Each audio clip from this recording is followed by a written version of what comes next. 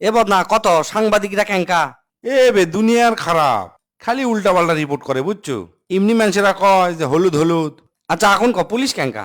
Police তো আরো খারাপ, যেটি টাকা সেটি খেলে ওরা। তাহলে ডাক্তার ক্যাঙ্কা। ওরে আল্লাহ, ডাক্তাররা তো কষায়।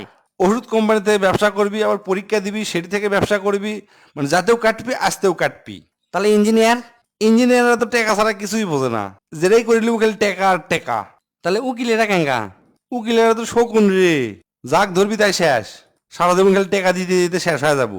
তাহলে এখন সরকারি চাকরিজীবী ক্যাঙ্কা। সরকারি চাকরিজীবীরা তো ঘুষখোর, প্রতিটা ফাইল, তারপর যে কোনো কাজ করার সময় খালি ঘুষ লিবি আর ঘুষ লিবি। তাহলে রাজনীতিবিদরা। ওরাই তো সব নষ্টের গোড়া, কবি এটা করবি আর এটা। আর যারা কর্পোরেট চাকরি করে তারা। তারা তো ইস্ট ইন্ডিয়া কোম্পানি। ব্যবসায়ীরা। ব্যবসায়ীরা হচ্ছে ভেজাল কোম্পানি বুঝছো, ওরা খালি ভেজাল দিবি সব জিনিসের। যারা ব্যাংকে চাকরি করে তারা ব্যাংকাররা। ব্যাংকাররা তো সুদের কারবারি। তাহলে কবি সাহিত্যিকরা ক্যাঙ্কা। কবি সাহিত্যিকরা তো ধান্দাবাজ। আর কণ্ঠশিল্পী আর অভিনেতারা ক্যাঙ্কা। নাউজুবিল্লাহ আস্তাগফিরুল্লাহ, এটা তো গুনার কাম রে। তাহলে এখন ইমাম আর মুয়াজ্জিনরা ক্যাঙ্কা। ওরা তো ধর্ম ব্যবসায়ী। সবই তো কোনো আর তো নাই কেউ, তাহলে ভালো কে? শোন, ভালো কেউ লয়, আবার ভালো সগলি।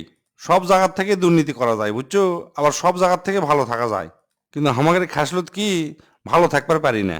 ঠিকই কছু রে, আসলে আল্লাহ 6টা ভালো জিনিস 6 জায়গাত থসে, কিন্তু আমরা ওই জায়গাত না খুঁজে খুঁজি হচ্ছে অন্য জায়গাত। কি কি কথা না আমি বুঝলো না, ভালো করে বুঝে দে।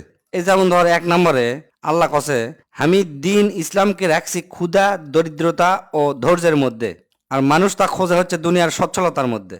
2 নম্বরে আল্লাহ কসে আমি সম্মান ক্ষমতা রাখছি হচ্ছে শেষ রাতের ইবাদতের মধ্যে, অথচ আমরা সেটি খুঁজি না, আমরা খুঁজি কুটি শাসক হওয়া এবং ক্ষমতাবান হওয়ার মধ্যে, যে ক্ষমতাবান হলেই পেন আমরা সম্মানিত হম, আসলে কিন্তু তা লয়। 3 নম্বরে আল্লাহ কসে আমি সুখ শান্তি এলা থুয়ে দিছি জান্নাতের জন্য, অথচ মানুষ সেটা বোঝে না। মানুষ খোঁজে কি দুনিয়ার মধ্যেই মনে হয় সব সুখ আর শান্তি আছে, আসলে তা লয়। 4 নম্বরে আল্লাহ কসে আমি বরত্ব রাখছি হচ্ছে বিনয় আর নম্রের মধ্যে, কিন্তু মানুষ তা খোঁজে অহংকারের মধ্যে, চরম অহংকার করে। মানুষ মনে করে অহংকারী হলে বেন অনেক বড় হওয়া যায়, আসলে কিন্তু তা লয়। 5 নম্বর খুবই গুরুত্বপূর্ণ।